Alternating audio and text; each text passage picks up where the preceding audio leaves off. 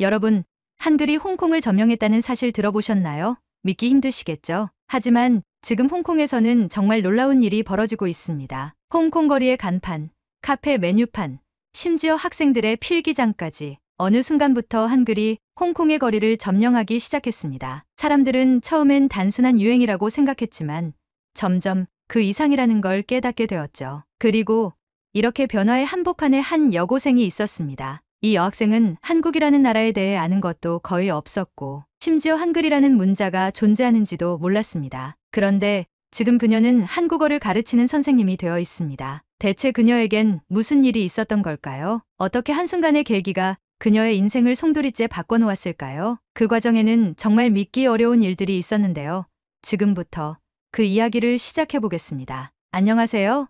저는 홍콩에서 태어나고 자란 고등학생 메이링입니다. 평범한 학생이고 가족들과 함께 조용히 지내며 학업에 집중하는 것이 제 일상이었습니다. 제게 가장 중요한 것은 성적이었고 대학 입시를 위해 영어와 중국어 공부에 매진하고 있었습니다. 한국이라는 나라는 저에게 그저 드라마와 아이돌이 유명한 나라 정도로만 인식되고 있었고 한글이라는 문자에 대해서는 전혀 관심이 없었습니다. 솔직히 말해 한국이 아시아에서 그렇게 중요한 나라라고 생각해 본 적도 없었습니다. 하지만 그 생각이 완전히 뒤집힌 날이 있었습니다. 홍콩 거리를 걸을 때마다 익숙한 중국어와 영어 간판들 사이로 낯선 글자들이 눈에 띄기 시작했습니다. 처음에는 대수롭지 않게 여겼습니다. 그냥 새로운 유행인가 보다 하고 넘겼습니다. 그런데 점점 이상한 기분이 들었습니다. 카페 메뉴판에도 길거리 포스터에도 심지어 친구들의 필기장 구석에도 같은 글자가 있었습니다. 낯설지만 신기하게 생긴 글자들이었습니다. 그리고 어느 순간부터 제 주변 사람들까지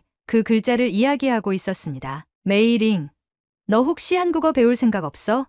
요즘 인기 많다던데. 친구가 무심코 던진 질문이었습니다. 저는 웃으며 고개를 저었습니다. 한국어는 제가 관심을 두기에는 너무 멀게만 느껴졌습니다. 그런데 우연히 학교에서 단체로 주홍콩 한국문화원에 가게 되면서 제 생각이 완전히 바뀌는 계기가 되었습니다. 문화원에 도착했을 때만 해도 그저 평범한 행사일 줄 알았습니다. 전시장을 둘러보며 친구들과 사진이나 찍고 끝나겠지 싶었습니다. 그런데 전시회장에 들어서는 순간 생각보다 큰 규모에 먼저 눈에 들어왔습니다. 한쪽 벽에는 한국어의 기원과 한글의 창제 원리를 설명하는 패널들이 가득 붙어 있었습니다. 세종대왕이라는 인물이 등장했고 그가 백성을 위해 새로운 문자를 만들었다는 내용이 적혀 있었습니다. 이야기 형식으로 작성되어 있어서 저는 자연스럽게 그 부분을 흥미롭게 읽게 되었습니다. 하지만 처음에는 한 나라의 왕이 직접 문자를 만든다는 것이 이해되지 않았습니다. 보통 문자는 오랜 세월 동안 자연스럽게 생겨나는 것 아닌가. 그런데 한국에서는 왕이 백성을 위해 글자를 창제했다고 했습니다. 그 글자는 배우기 쉽고 누구나 쓸 수 있도록 설계되었다고도 적혀 있었으니 설명을 읽을수록 신기한 마음이 들었습니다. 한글은 단 몇 시간 만에 배울 수 있을 정도로 체계적이라는 것이었습니다. 더욱 놀라운 것은 실제로 전시장에서 한글을 배우는 체험 공간이 따로 마련되어 있었다는 것이었습니다. 저는 친구들과 함께 체험 공간으로 갔고 담당자의 설명을 들으며 한글을 따라 써보았습니다. 동그라미, 네모, 그리고 몇 개의 직선들. 단순한 모양이었지만 조합하면 다양한 소리를 만들 수 있었습니다. 뜻도 모르는 글자들을 따라 쓰면서도 묘하게 재미가 있었습니다. 그리고 단 몇 분 만에 제 이름을 한글로 적을 수 있었습니다. 그때 처음으로 한글이 단순한 유행이 아니라 대세라는 것을 직감했습니다. 직접 보고 써보니 한글을 익히는 과정 자체도 재미있었습니다. 그리고 그 순간 한번 제대로 배워보고 싶다는 생각이 머릿속을 스쳐 지나갔습니다. 그러자 잠자고 있던 가슴이 뜨거워지는 것을 느꼈습니다. 일시적인 호기심일 수도 있겠지만 이 문자를 좀 더 알고 싶다는 마음이 생긴 것은 분명했습니다. 친구들은 사진을 찍고 다른 전시 공간으로 이동했지만 저는 혼자서 한참 동안 한글 체험 공간에 머물렀습니다. 더 많은 글자들을 따라 쓰면서 소리를 내어 읽어보았습니다. 이상하게도 글자들이 금방 익숙해지는 느낌이 들었습니다. 집으로 돌아와서도 전시회에서 본 한글이 계속 떠올랐습니다. 인터넷에서 한글에 대해 검색을 해보았고 관련된 다양한 글들을 읽을 수 있었습니다. 그러다 문득 홍콩에서도 한국어를 배울 수 있을까 싶어 찾아보니 이미 여러 학원에서 한국어 수업이 개설되어 있었습니다. 저는 즉시 무료 강좌를 찾아 등록했습니다. 처음 수업을 들으러 갔을 때 저는 한국어의 발음이 생각보다 어렵다는 것을 깨달았습니다. 한글을 읽는 것은 쉬웠지만 발음은 미묘하게 다른 부분이 많았습니다. 그러나 한번 배우기 시작하니 멈출 수 없었습니다. 매일 밤마다 한국어를 연습했고 한글로 일기를 써보기도 했습니다. 뜻을 정확히 알지 못해도 글자를 쓰는 과정이 즐거웠습니다. 그러다 보니 점점 더 한국이라는 나라 자체가 궁금해졌습니다. 그러던 중 학교에서 중요한 소식이 들려왔습니다. 다음 학기부터 대학 입시 선택 과목으로 한국어가 추가된다는 것이었습니다. 저는 고민할 것도 없이 한국어를 선택했습니다. 전시회에서 우연히 알게 된 이 문자가 이제는 저의 미래를 결정할 수도 있는 중요한 요소가 되어 버린 것입니다. 이후 제 일상은 완전히 달라졌습니다. 수업이 끝나면 주로 한국어 학원으로 가거나 독학을 하면서 시간을 보냈습니다. 처음에는 단순히 한글을 배우는데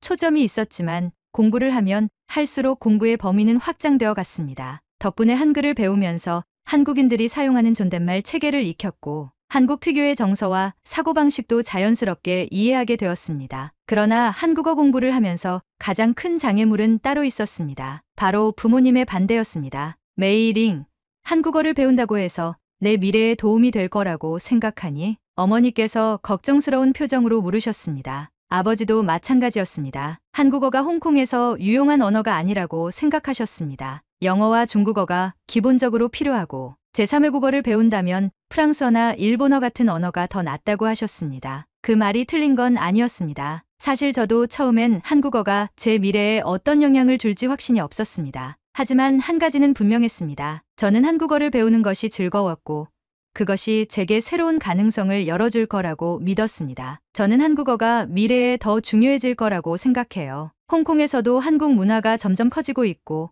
앞으로 한국어를 아는 사람이 많아질 거예요. 부모님께 여러 가지 이유를 설명했지만 설득하는 건 쉽지 않았습니다. 특히 아버지는 단호하셨습니다. 너무 감정적으로 결정하지 마라. 단순히 재미있다고 해서 진로를 결정하는 건 위험한 일이야. 하지만 저는 이게 단순한 감정적인 선택이 아니라는 걸 증명하고 싶었습니다. 그래서 부모님께 한국어로 된 기사와 자료들을 찾아 보여드렸습니다. 한국과 홍콩의 경제 협력이 활발해지고 있다는 점, 한국어를 배운 사람들이 새로운 기회를 얻고 있다는 점 등을 설명드렸습니다. 부모님은 여전히 걱정하셨지만 결국 한 가지 조건을 거셨습니다. 한국어 공부를 하더라도 기존의 학업을 소홀히 하지 않을 것. 저는 그 조건을 받아들이고 학교 성적을 유지하면서도 한국어 공부를 계속하기로 했습니다. 그렇게 저는 한국어를 더욱 열심히 공부하기 시작했습니다. 그리고 예상보다 빠르게 실력이 늘어갔습니다. 한국어를 공부하기 시작한 지 몇 달이 지나자 마침내 학교에서 공식적으로 한국어 능력 시험이 열린다는 소식을 들었습니다. 대학 입시 선택 과목이 된 만큼 학생들이 한국어 실력을 평가받을 기회가 필요했기 때문이었습니다. 저는 이 시험이 단순한 평가,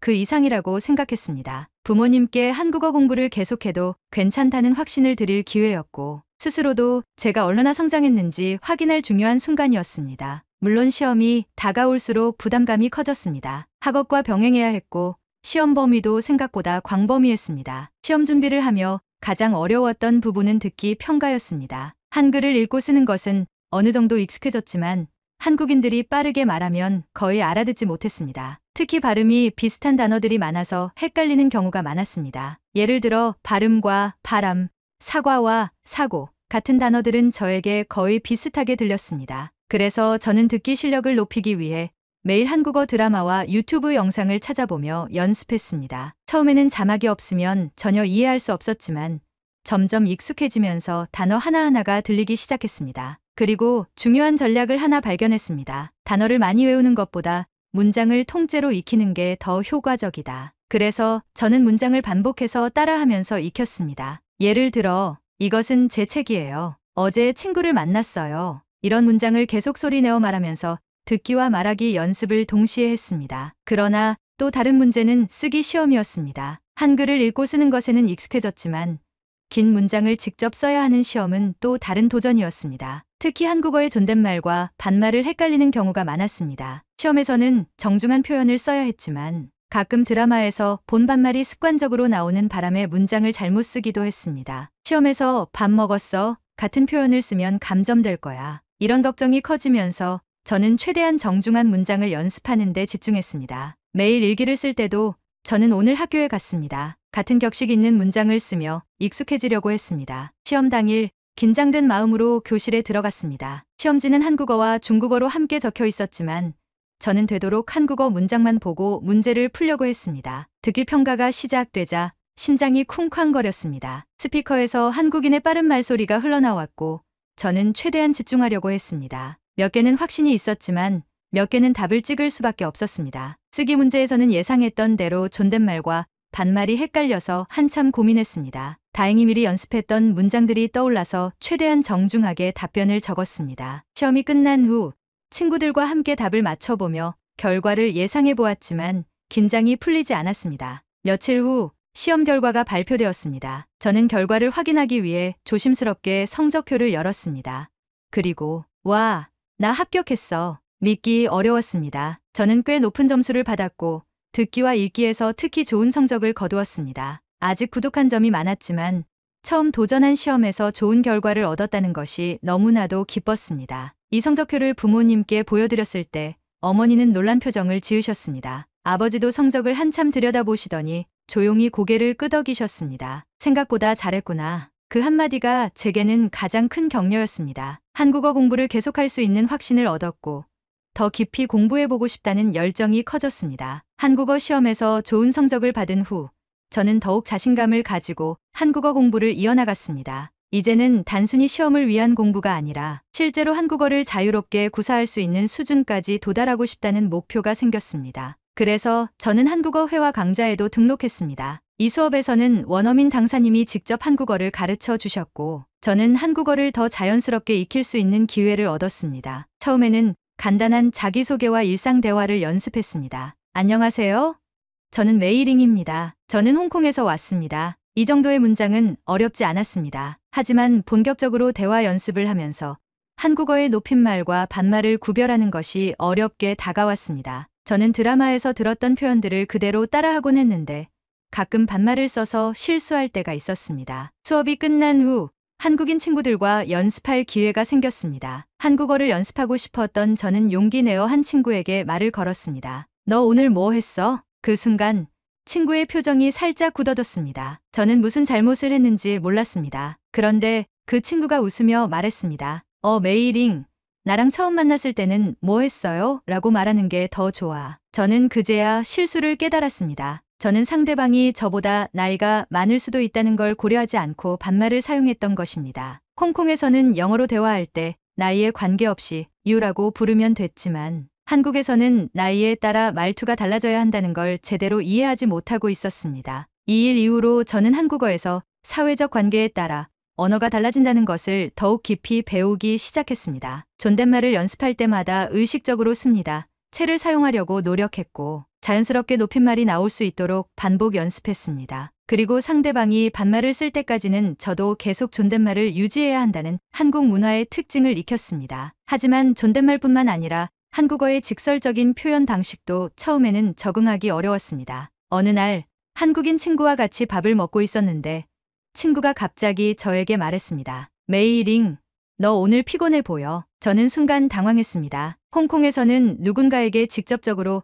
피곤해 보인다라고 말하는 것이 실례일 수도 있었습니다. 하지만 한국에서는 걱정하는 마음에서 하는 말이라는 걸 나중에서야 알게 되었습니다. 단순히 문법을 외우는 것이 아니라 실제로 어떻게 쓰이는지를 아는 것이 더 중요하다는 것을 알게 되었습니다. 그러던 중 저는 또 한 번의 큰 도전에 부딪혔습니다. 바로 한국어 면접 시험이었습니다. 홍콩에서 열리는 한국어 관련 장학 프로그램에 지원하기 위해 면접을 봐야 했습니다. 면접관들은 모두 한국인이었고 저는 처음으로 한국어로 제 생각을 논리적으로 설명해야 하는 상황에 놓였습니다. 면접 당일 긴장된 마음으로 면접실에 들어갔습니다. 면접관이 미소를 지으며 첫 질문을 던졌습니다. 한국어를 배우게 된 계기가 무엇인가요? 이 질문에는 자신 있었습니다. 전시회에서 한글을 처음 접했던 순간부터 지금까지의 여정을 또박또박 설명했습니다. 그런데 예상하지 못한 질문이 나왔습니다. 한국과 홍콩의 문화 차이 중 가장 흥미롭다고 생각하는 점은 무엇인가요? 머릿속이 하얘졌습니다. 저는 평소에 한국 문화를 많이 접하고 있었지만